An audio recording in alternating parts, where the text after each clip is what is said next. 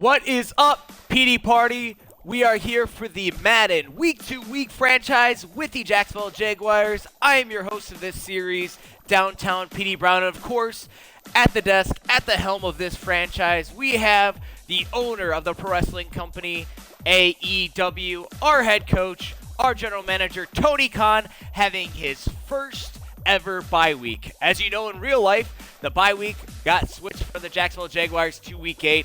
And in Week 7, the Jacksonville Jaguars played the Los Angeles Chargers. Didn't go very well for them, but in our franchise mode, we can't switch that around. It's locked. It won't let us do any game switching because all the craziness has not affected our franchise. So we're keeping it as realistic as possible in our franchise.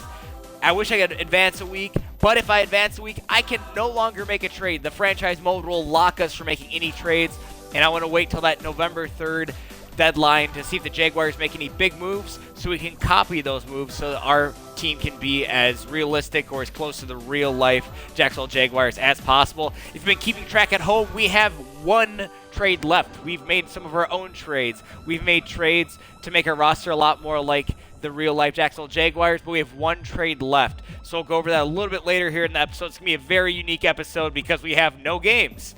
But let's jump in right away. See what Legendary Larry has to say on the bye week. Legendary Larry, what do you have to say on the bye week? Hey, Coach, we got any plans for the bye week? I think a lot of the guys were hoping to get a little extra relaxation time and beyond what we normally get, you know? Recharge the batteries with family and friends. You cool with that? Or did you want to use the off week to prepare for the next game? I say rest and relaxation. They just came off a huge overtime win. They managed to overcome Gardner Minshew throwing 5 interceptions and pull off a win against, granted, the winless Lions, but they pulled off a win in overtime. Let's give them a break. They played some extra time, so we'll give that time back to them. You guys have earned a little extra time off. Get some rest and heal up. Yeah, I think you've earned it, especially after that win last week, Coach. Or week. Thanks, Coach. Thanks, Larry. Kick your feet up. Take it easy, man. So, this week we are scouting quarterback because Gardner Minshew threw 5 interceptions. We cannot allow that to happen, but the talent in this year's draft does not look great, even though in real life it looks awesome. Trevor Lawrence only looks like to be the one to draft. Justin Fields might be an option, but he has a second-round grade in the first round, so we might have to reach to get him. I do like Justin Fields, and a lot of mock drafts actually have the Jaguars drafting him in real life, but we might have to sign our next quarterback in free agency. Since we haven't checked to see who we can re-sign in a couple weeks, it's our bye week. Let's review. Trey Quinn, I'm going to pass on. He's actually on the practice squad on the Jacksonville Jaguars in real life. Only 7-2 overall. I think that's way overpaying him for what he wants. DJ Hayden could be an interesting option, but he is 30 over. I think there's going to be some regression that hits, especially him turning 31 next year. Our cornerbacks are already pretty set. Probably let him pass. Chris Conley, quite expensive. He's 76 overall, only 27. I mean, he's starting to get closer to 30. We'll probably let him pass. Definitely not signing him right now. Chris Thompson, definitely too old, 29 overall, going to be 30 next year. Injury prone, hasn't really stood out this year when we really needed a running back, so we'll let him move on. Keelan Cole could be interesting. He's doing great this year with the real-life Jacksonville Jaguars. Again, 27 overall, just like Chris Conley. Asking for quite a bit. Might have to let him pass. Adam Godis, I think we're already set at defensive tackle. Could be a good trade piece. I know he's only on a 1-year deal, but we might be able to move him for a piece for the future. I think we're going to let him pass for now.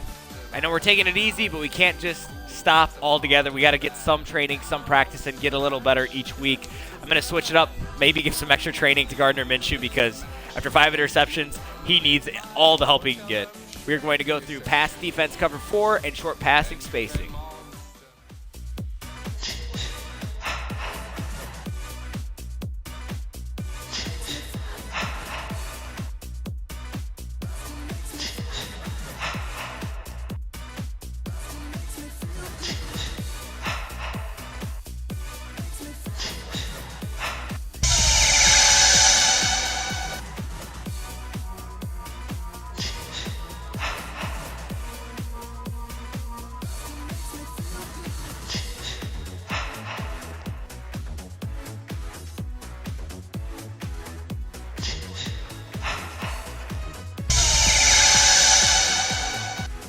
After we denied Trade Quinn of giving him a contract extension, of course he's getting better. We will improve his slot since that is a scheme fit, which brings him to 73 overall. Our next upgrade is our last cornerback on the depth chart, Trey Herndon. We will, of course, upgrade to man-to-man. That's almost all the defense we play. And it's a scheme fit, which brings up to 75 overall.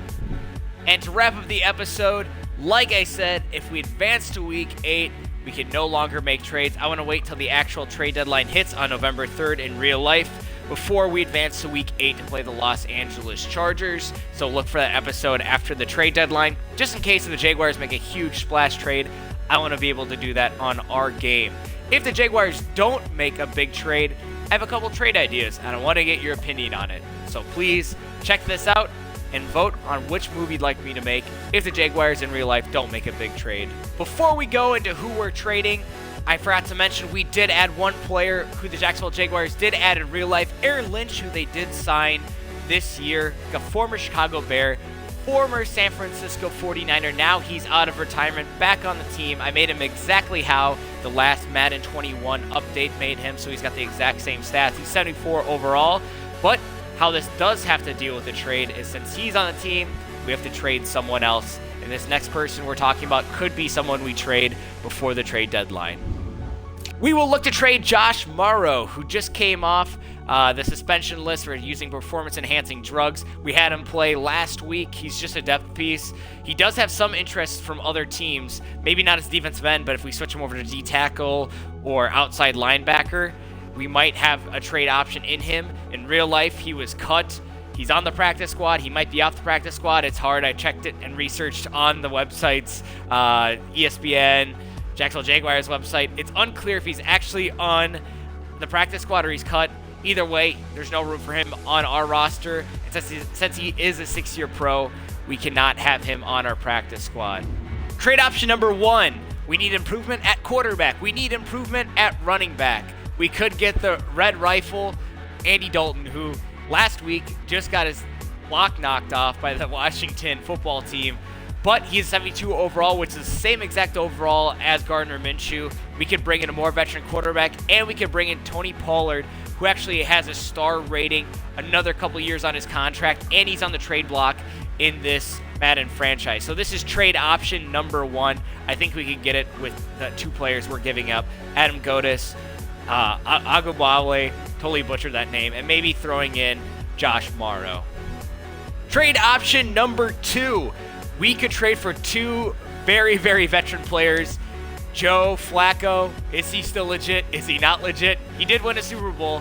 He is not as high of rating as Gardner Minshew, but he would be a good backup, good mentor for Gardner Minshew. And if Gardner Minshew, again, has a 5-interception game, I'd feel a lot more comfortable putting Joe Flacco in.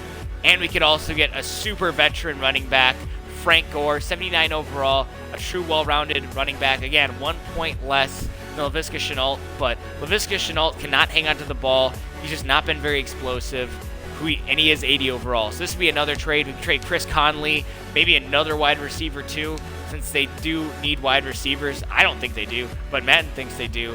So this would be another trade option, getting Joe Flacco and Frank Gore. And option number 3, we could actually use Josh Morrow, who we're probably going to cut, and get Rashad Penny. He does have star development. He has 2 years left in his contract. In real life, I don't even think he's healthy enough to play yet, but he has Carlos Hyde ahead of him, as well as Chris Carson. So their 3rd-string running back could be our starting running back, a great young player, super underrated, former first-round pick. This is trade option number 3.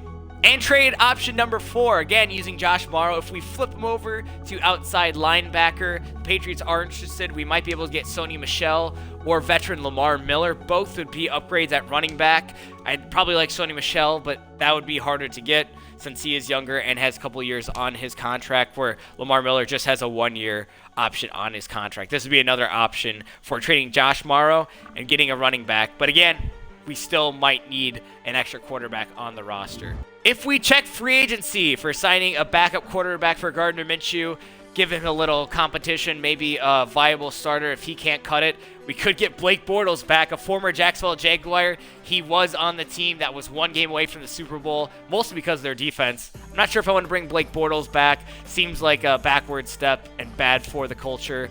We could also do Matt Barkley, a former USC quarterback, was definitely a big fan of him in college. He is only a 64 overall. He does have the experience, but again, only 64 overall. Gardner Minshew, 72 overall. We could bring back Joshua Dobbs, who was on our roster earlier this year. He was signed by the Pittsburgh Steelers in real life. That is the top 3 options at quarterback. I guess we could sign old Cole McDonald again, but he is only, again, a 60 overall. We've also been having running back issues, and the top 3 running backs, number 1 would be Rex Burkhead. He could be interesting. Not a great power back, but he is a great pass-catching back and a little bit more of the running back mold, but he's a lot like Chris Thompson, who is already a pass-catching running back. DeAndre Washington could be a good fit, while Powell is more of a power back too. He is a elusive back and a pass-catching back, but also a well-rounded power back. Or Alex Collins, who definitely is a bigger-bodied power back. So we do have some options in free agency, but definitely we want to see if we can trade for someone. I think it's going to be a better option, a lot better talent. Thank you guys for watching today. If you have not already, subscribe to join the PD party to never miss a Madden Week to Week episode. I also have some Star Wars content, video content, pro wrestling content. As I am Downtown PD Brown, have to throw that in there. Please subscribe. Let me know who you'd like me to trade for. If you have any suggestions for the series, who you want me to pick up, who you want me to trade for. It's always fun to hear your guys' input. Thank you again for watching. And remember, as always, keep on dancing.